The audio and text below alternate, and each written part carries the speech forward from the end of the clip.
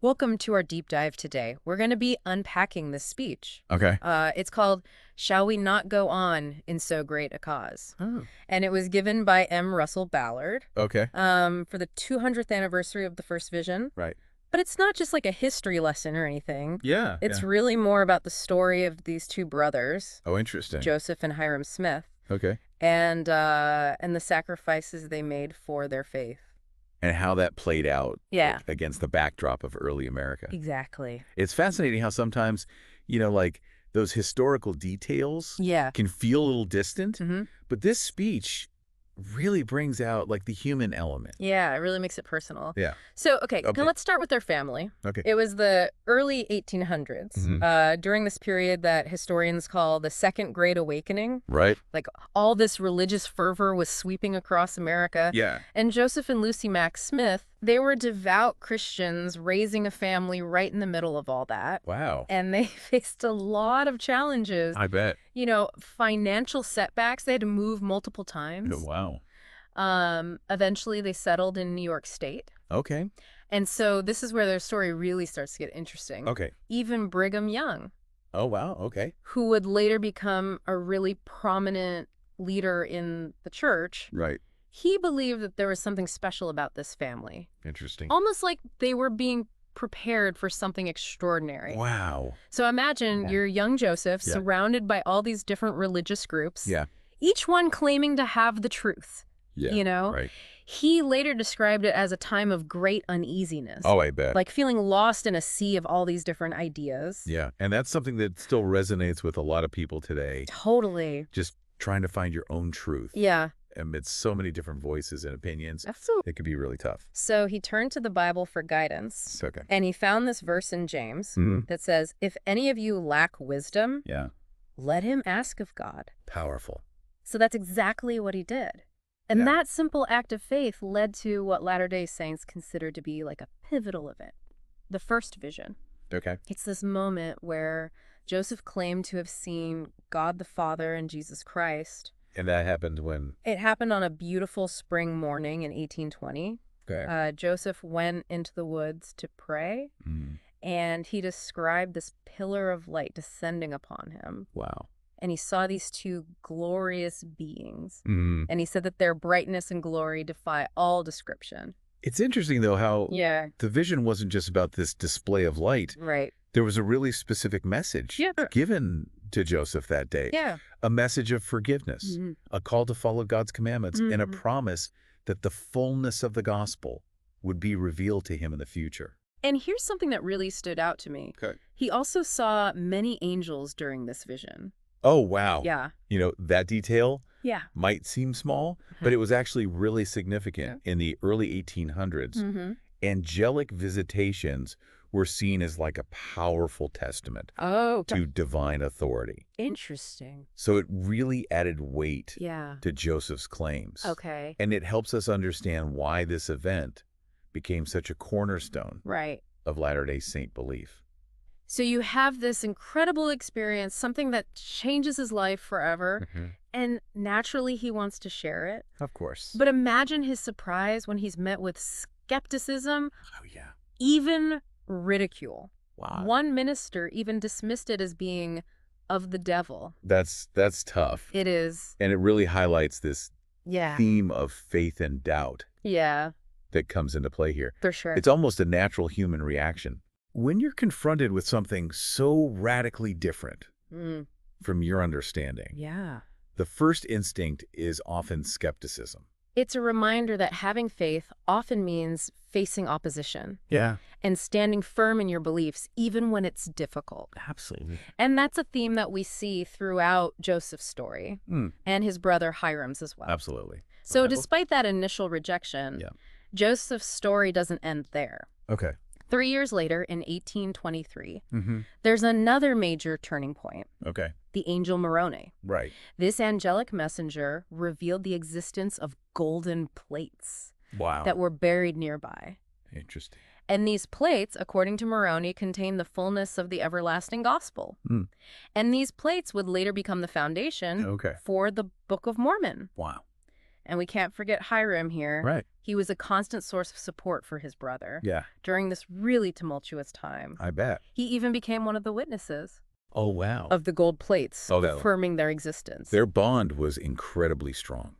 It really was. He wasn't just a passive observer. Right. He fully embraced his brother's message Yeah. and became a founding member of the church. Yeah. Right from the start. And together, they faced incredible hardships. Oh, I'm sure. They were constantly met with persecution, opposition at every turn. Wow. There was even a period where they were imprisoned together Oh, no. in Liberty Jail in Missouri Mm-hmm. during a particularly brutal winter. Oh, wow. Imagine being locked up That- in terrible conditions Right. for 5 months straight. That's a long time. It is. Right. Joseph's letters from that time Okay. are incredibly moving. Yeah. He described it as a lonesome, dark, dirty prison Oh, gosh. where they suffered both physically and emotionally. It's hard to imagine It is. how they endured all of that Yeah. without losing their faith. It really is remarkable. They never lost sight of their mission, Right. even in their darkest moments. Yeah. And, part of that resilience Yeah. may have come from a blessing that Hyrum received years earlier in 1835. Okay. The Lord promised him the power to either escape his enemies Wow. or to voluntarily lay down his life to glorify God. That's incredible. Yeah. What a choice to have to make. I know. It's a Yeah. powerful reminder that faith often requires sacrifice, sometimes even the ultimate sacrifice. Yeah, and as their story unfolds, we're going to see how that promise plays out Okay. in a very profound way. Wow. That's where we'll pick things up in part 2 of our deep dive. Okay, I'm ready. Yeah, get ready for a powerful exploration of brotherly love, unwavering conviction, Wow. and the ultimate test of faith. I can't wait. That blessing that Hyrum received, it really foreshadows the difficult choice Yeah. that he would face. Yeah. I mean, can you imagine? It's heavy. Yeah. The weight of that promise Right. to escape or to stand by his brother, Yeah. knowing the potential consequences. What would you do? It's a question Yeah. that really forces you to think about your values and beliefs. For sure. And as events unfolded, Okay. Joseph started to sense the growing danger. Yeah. And he actually urged Hyrum Oh, wow. to flee to safety with his family. He did. But Hyram's response Yeah. was so simple, Yeah. but so profound. Okay. He said, Joseph, I can't leave you. Wow. It's a testament Yeah. to their bond, that unwavering loyalty they had for each other. Yeah. Their commitment, though, I know. led them directly into danger. It did. On June 27th, 1844, Okay. Joseph and Hyrum were imprisoned in Carthage jail in Illinois. Right. They were awaiting trial on charges related to their religious beliefs, but a mob stormed the jail, Oh, gosh. and they brutally murdered both brothers. It's a tragic event. And it's a reminder of the violence and persecution they faced throughout their lives. The official announcement Okay. of their martyrdom. Yeah. It really captures the essence of their shared fate. Okay. Mrs. In life, they were not divided, and in death, they were not separated. And, Yeah.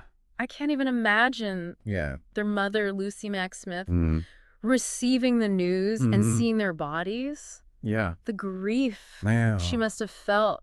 Unimaginable. She cried out to God, Yeah. asking why he had allowed this to happen to her sons. It's that raw human response Right. to such loss and pain. But amidst her sorrow, Yeah. she recalled a comforting message Oops. from her sons. They said, "Mother, weep not for us. We have overcome the world by love." Wow. Those words, "overcome the world by love," are so powerful. Yeah. It speaks to this level of faith and forgiveness Right? that's hard to grasp. It transcends the tragedy of their deaths. You know that phrase? Yeah. It echoes a passage from the book of Revelation, Okay. describing those who Yeah. have washed their robes and made them white in the blood of the Lamb. It's a victory Yeah. through suffering, Right. a triumph over adversity Right. through faith and love. And it really begs the question, Yeah. what would we be willing to sacrifice Right. for what we believe in? Exactly. What pauses are we willing to stand up for, Yeah. even when faced with opposition? Ballard poses a similar question in his speech. Right. He challenges us Yeah. to consider what offering we would present to the Lord in righteousness. It's, It's a tough question. yeah. It really is. It requires some real introspection. You know, it's easy to get caught up in the historical details, Yeah. but I think their story Mm-hmm. has a timeless relevance. Right. You know, it's about the human capacity for courage, Mm. resilience, Yeah. and unwavering love Right. in the face of adversity. It's something we can all connect with, Yeah. regardless of our backgrounds Right. or our beliefs. Mm-hmm. The Smith brothers' story. Yeah. It's not just a religious narrative. Right. It's a human story. Right. A story of conviction, Yeah. sacrifice, Mm-hmm. and the enduring power of love. And their legacy of faith and sacrifice continues to inspire millions. It does. But as we move into the final part of our deep dive, Okay. I wanted to keep thinking about those questions. Yeah. You know, how does their story resonate with you? Mm-hmm. What would your offering be? So we've been exploring these two brothers, Yeah. Joseph and Hyrum Smith. Right. Their unwavering faith took them to extraordinary heights, Mm-hmm. but also led to their tragic end. Yeah, you know their story, though. Yeah. It doesn't just end there. Right. In that jail cell in Carthage. Exactly. It continues to inspire millions of people. It challenges us Right. to really examine our own lives. And Ballard reminds us in his speech Yeah. that this isn't just like a passive historical account. Right. It's an invitation, Yeah. a call to action. What are we willing to sacrifice Right. for our beliefs? For our beliefs, exactly. What legacy do we want to leave behind? It's a powerful question. It is. And it's easy to kind of brush it off Yeah. when we're just reading about, Yeah. events from the past. Yeah, for sure. But what really struck me about their story Mm-hmm. was the depth of their commitment. Yeah.